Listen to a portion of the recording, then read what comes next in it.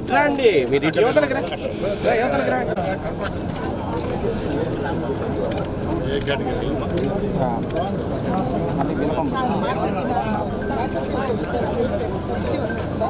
ఈ అమ్మాయి మన national select sir మాస్టర్స్లో silver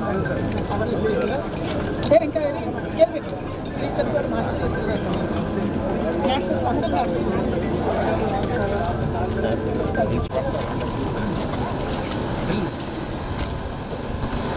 Janardhan sir గారికి కూడా యాక్సిడెంట్ జరిగినప్పుడు రోడ్డు పైన వారి చికిత్స సంబంధించి 1,50,000 7 రోజుల లోపల వాళ్ళ అకౌంట్స్ లోకి నగదు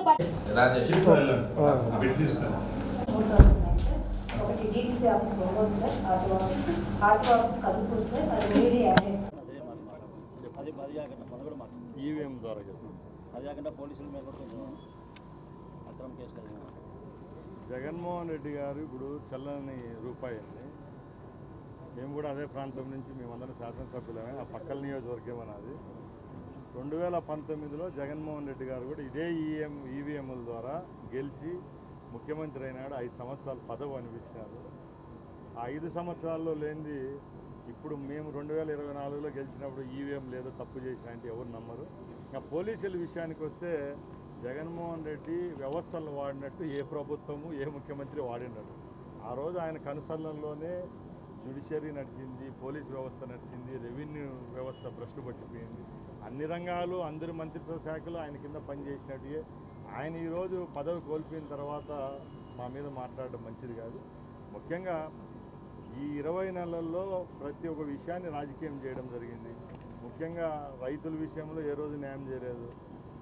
విజయవాడ వచ్చి వరదలు వచ్చి కొట్టుకొని పోతే ప్యాంటు మడిచి ఎగ్గట్టి పైకి 1 గంట సేపు నీళ్ళలో దిగిన పాపాను పోలేదు. ఈరోజు ఇక్కడే గుంటూరు జిల్లాలో మిర్చి రైతులకు నష్టం వస్తా అంటే ₹1 చెల్లించలేదు ఆ రోజు. ఈరోజు మా గౌరవ ముఖ్యమంత్రి గారు వాళ్ళ బాధను తట్టుకోలేక చిత్తూరు జిల్లాలో మామిడి రైతులకు ₹5 సబ్సిడీ ఏదైతే గవర్నమెంట్ పోషన్ అయిందో ఇచ్చాము. సుమారుగా నేను అక్కడ ఇన్ఛార్జ్ మినిస్టర్ 9 లక్షల టన్నులకు ఇచ్చాము. ఇక్కడ గుంటూరులో మిర్చి రైతులను ఆదుకున్నాం. ఏ సెక్టర్లో ఏ సమస్య వచ్చినా కూడా ప్రభుత్వం స్పందిస్తూ ఉంది.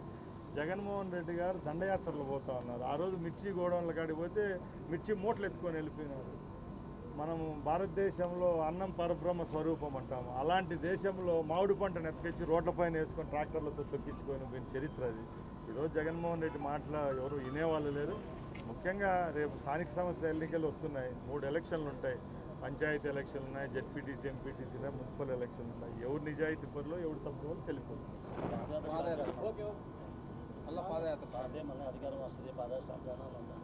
ఎక్కడా లేదండి. ఇప్పుడు ఒక్కటే ముఖ్యంగా ఈ ప్రభుత్వంలో ఒక పక్కల సంక్షేమం అభివృద్ధే కాకుండా సగటు మానవుడు ప్రశాంతంగా బతుకుతాను ఉంటాం. దానిలో ప్రెస్ వాళ్ళ గురించి విలేకరుల దగ్గర నుంచి ఒక పెద్ద కార్పొరేట్ సంస్థను నడిపించే యాజమానుల వరకు కూడా ఈ తెలుగుదేశం కూటమి ప్రభుత్వం ఏర్పాటైన తర్వాత మేము మా ఇళ్లలో కూర్చొని మా మేము బతుకుతామని అన్నిటికంటే మంచి ఒక పాజిటివ్ వైబ్ అనేది ప్రజల్లో ఉంది.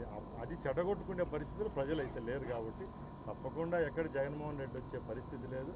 ముఖ్యంగా ఈరోజు జగన్మోహన్ రెడ్డి బాధ ఒకటే అండి. ఎక్కడ గోదావరి, ఎక్కడ కృష్ణానది ఉంది. ఈరోజు గోదావరి జలాలు త్వరలోనే రాయలసీమకు వస్తూ ఉన్నాయి. ఇప్పుడు మీ పక్కలే ఉన్న వెలుగొండ ఏదైతే ఇప్పుడు ఉందో అది త్వరలోనే మీ పక్కన ఉన్న 4-5 నియోజకవర్గాలకు త్వరలో సుమారు 2 లక్షల ఎకరాలకు నీళ్ళు ఇచ్చే పనిలో ఈ ప్రభుత్వం పనిచేస్తుంది. ప్రతి ఒక్క ఏరియాలో ఏదో ఒక డెవలప్మెంట్ జరుగుతుంది. ఇదే హైవేకి ఎన్ని ఫ్యాక్టరీలు వచ్చాయి చూడండి. ఆ రోజు ఈ రాష్ట్రంలో వచ్చిన పారిశ్రామికవేత్తలు అనుకోండి, పెట్టుబడిదారులంతా రాష్ట్రాన్ని వేసి పరిగెత్తే పరిస్థితి నుంచి ఈరోజు క్యూ లైన్ కట్టి అమరావతి చుట్టూ తిరిగే పరిస్థితి వచ్చిందంటే అది కేవలం బ్రాండ్ చంద్రబాబు నాయుడు గారు. తప్పకుండా జగన్మోహన్ రెడ్డి అని పగట్టుకెళ్తారు.